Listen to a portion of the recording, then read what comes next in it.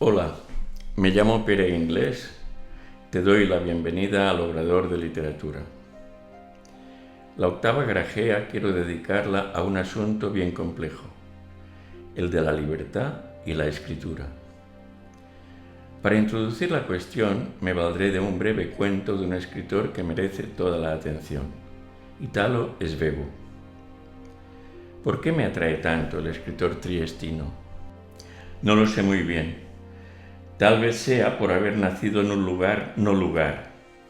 Trieste es una ciudad a orillas del Adriático, que es a la vez italiana, alemana y eslava. Fue la quinta ciudad del Imperio Austrohúngaro. Hoy pertenece a Friuli, Venecia Julia, en Italia.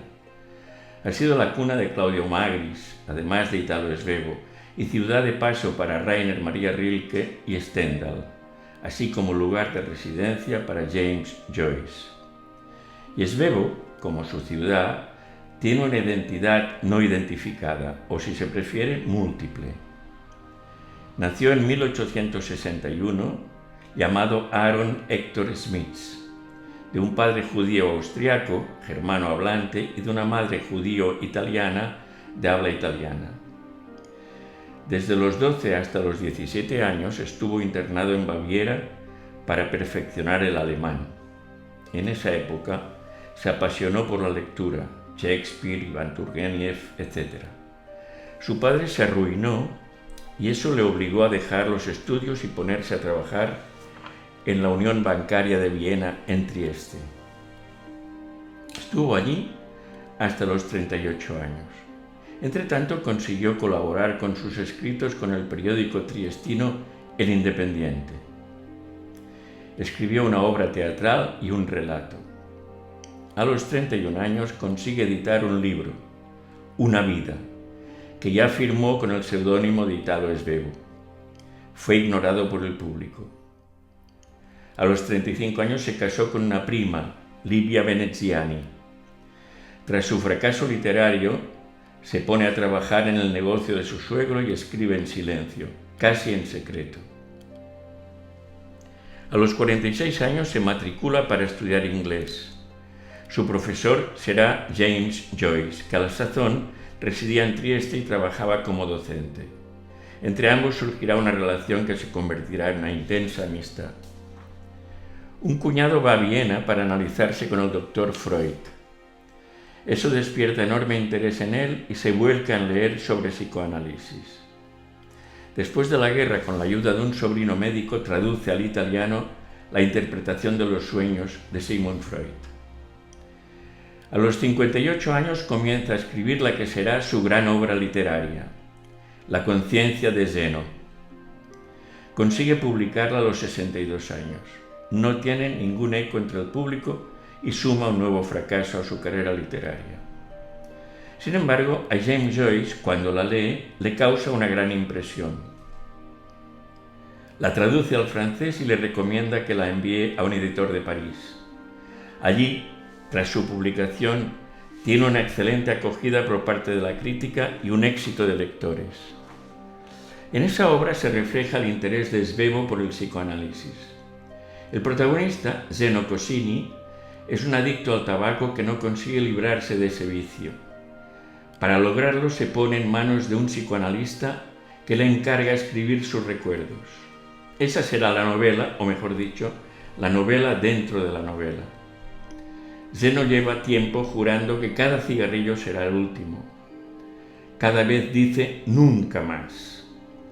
Pero la paradoja es que un juramento, para que siga vivo, ha de renovarse continuamente, de modo que cada cigarrillo revive el juramento y a la vez sabe mejor porque es el último. Cada uno es la celebración de la victoria por parte de Zeno. Es como el nunca más sobre el que se reconstruyó Europa tras la devastación por las dos guerras. Un nunca más que tampoco se ha cumplido. Basta ver el conflicto de los Balcanes o actualmente el de Ucrania. Nunca más, como el Nevermore del Cuervo de Edgar Allan Poe. Nevermore que tiene un doble significado. Por una parte, el dolor ante la pérdida definitiva de lo dejado para siempre, y por otra el triunfo por la rotura de las cadenas que nos impedían ser libres. Alegría y dolor que van de la mano. Nevermore para siempre, una y otra vez hasta el final. Bueno, sin más rodeos, paso a leerte el breve cuento de Italo Svevo que he escogido. La libertad. La puerta de la jaula había quedado abierta. El pajarito se plantó con un ligero salto en la entrada y desde allí miró el vasto mundo, primero con un ojo y después con el otro. Por su pequeño cuerpo pasó el estremecimiento del deseo de los espacios vastos para los cuales estaban hechas sus alas.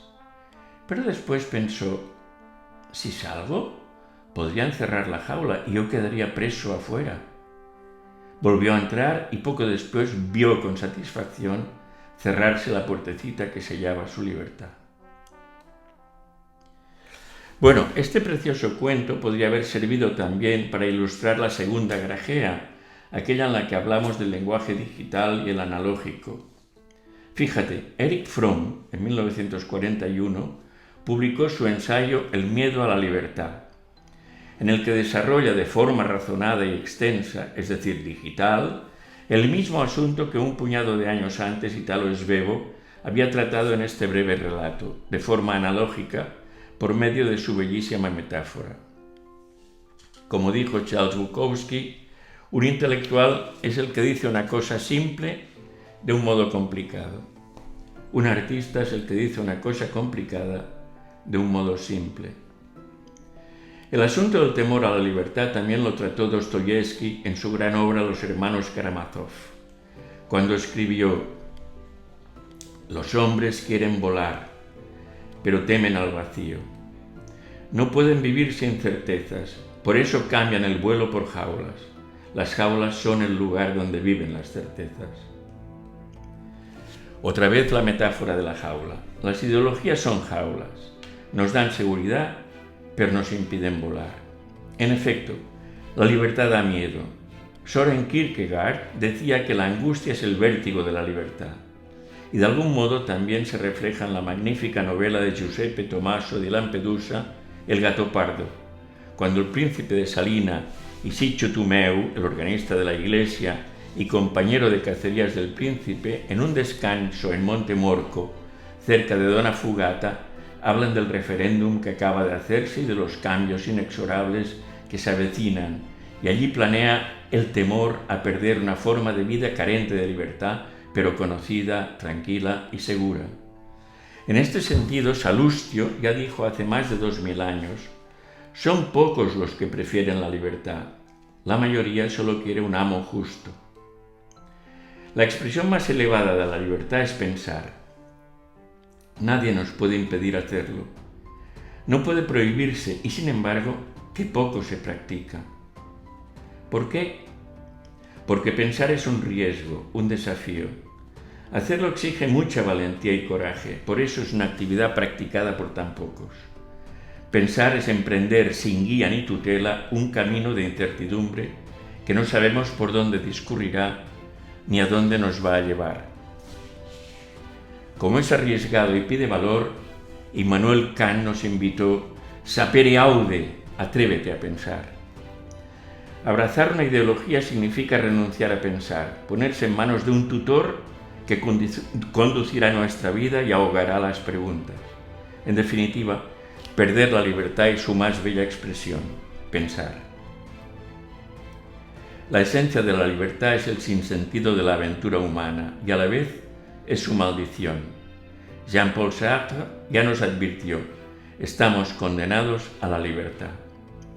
La libertad nos concede el derecho de hablar en primera persona, a decir yo, en la soledad de cada cual y frente al abismo de la desesperación. El momento maravilloso e inquietante de hacerte dueño de tu destino. La vida le pertenece a uno y no a Dios, a la iglesia, sinagoga, mezquita, comunidad, partido, idioma, nación, etc. Pasamos de la heteronomía infantil a la autonomía de la madurez. Te toca escribir el guión de tu destino. aunque Rainer Maria Rilke lo cuestionaba al decir: llegamos y nos encontramos una existencia preparada, solo tenemos que ponérnosla. Pero Pascal Bruckner dice: tenemos destino precisamente porque somos libres.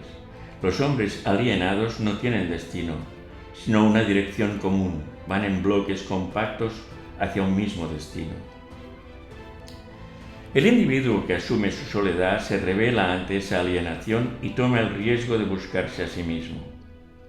Ahora permíteme que prolongue la digresión con dos pensadores que me acompañan con fidelidad. El primero es Freud, que habla del principio del placer y del principio de realidad. Ambos principios se nos ofrecen y tenemos que optar por uno u otro.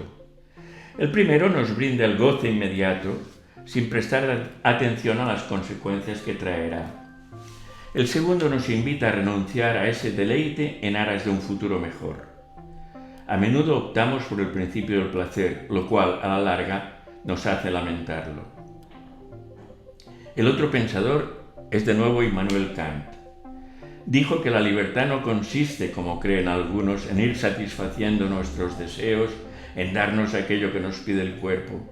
Al contrario, para Kant, el que hace esto es esclavo de sus impulsos. La libertad, según Kant, consiste precisamente en optar en cada momento por aquello que creamos es más conveniente, aunque no satisfaga nuestro deseo inmediato y sea la opción más sacrificada. Diablos, eso de la libertad es complejo. En realidad no sabemos precisar qué narices es la libertad.